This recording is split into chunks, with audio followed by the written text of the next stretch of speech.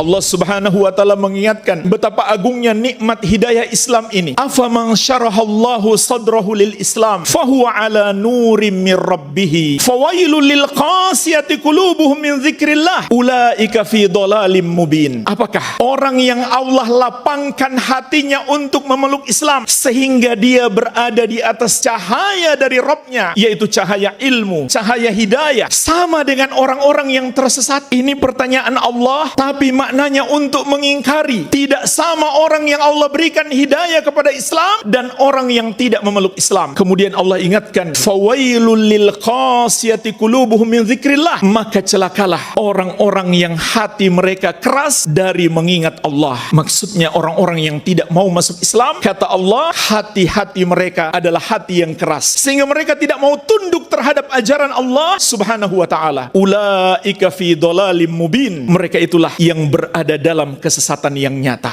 Maka jemaah sekalian, apabila Allah hendak memberikan hidayah kepada kita, Allah jadikan hati kita lapang terhadap ajaran-ajaran Islam. Sebaliknya, apabila Allah hendak menyesatkan seseorang, maka Allah jadikan hatinya sempit, hatinya sesak, hatinya menolak ajaran-ajaran Islam. Oleh karena itu jemaah sekalian, bahkan ketika seorang sudah menjadi muslim lalu dia menolak ajaran-ajaran Islam, maka itu akan membatalkan Islamnya. Sebagaimana Allah Subhanahu wa taala mengingatkan, fala wa rabbika la yu'minuna hatta yuhaqqimuka fima syajara bainahum thumma la yajidu fi anfusihim harajan mimma qadaita wa yusallimu taslima. Sekali-kali tidak, demi Rabbmu wahai Muhammad, mereka tidaklah beriman sampai mereka menjadikan engkau sebagai pemutus hukum dalam semua urusan mereka. Kemudian mereka tidak dapatkan di dalam hati mereka keberatan terhadap apa yang engkau putuskan. Wa yusallimu taslima, dan mereka tunduk sepenuhnya. Maka jemaah sekalian, Allah mengatakan mereka tidak beriman sampai mereka menjadikan ajaran Nabi Muhammad SAW sebagai rujukan, sebagai pemutus dalam semua urusan mereka. Kemudian dalam hati mereka tidak ada keberatan, tidak ada penolakan, mereka tunduk sepenuhnya. Oleh karena itu, jika dalam hati seseorang ada penolakan, ada keberatan terhadap ajaran-ajaran Islam, itu membatalkan keislamannya. Apalagi jika disertai dengan kebencian. Allah Subhanahu wa taala mengingatkan, dzalika bi annahum karihu ma anzalallah fa ahbata a'malahum. Yang demikian itu mereka menjadi kafir karena mereka membenci ajaran yang Allah turunkan, maka Allah menghapuskan amalan mereka. Apalagi kalau disertai dengan hinaan, cercaan, cacian, maka Allah Subhanahu wa taala pun mengingatkan, kul abillahi wa ayatihi wa rasulihi kuntum tastahzi'un la ta'tadhiru qad kafartum ba'da imanikum. Katakanlah, apakah dengan Allah, dengan ayat-ayatnya atau ajaran-ajarannya dan dengan rasulnya kalian memperolok-olok, kalian hina, kalian jadikan bahan tertawaan? La ta'tadhiru, tidak usah kalian mencari-cari alasan. Maksudnya walaupun kalian main-main, apalagi serius, qad kafartum ba'da imanikum, sungguh kalian sudah kafir setelah sebelumnya kalian beriman. Ini peringatan langsung dari Allah. Hal-hal yang dapat membatalkan keislaman seseorang ketika dia menolak ajaran Islam atau dia membenci salah satu ajaran Islam. Lebih parah kalau dia menghina, menjelek-jelekkan ajaran Islam. Allah yang mengatakan langsung dalam Al-Quran, itu adalah dosa-dosa yang membatalkan keislaman seseorang. Al-Amwah, menemani ibadahmu juga hijrahmu.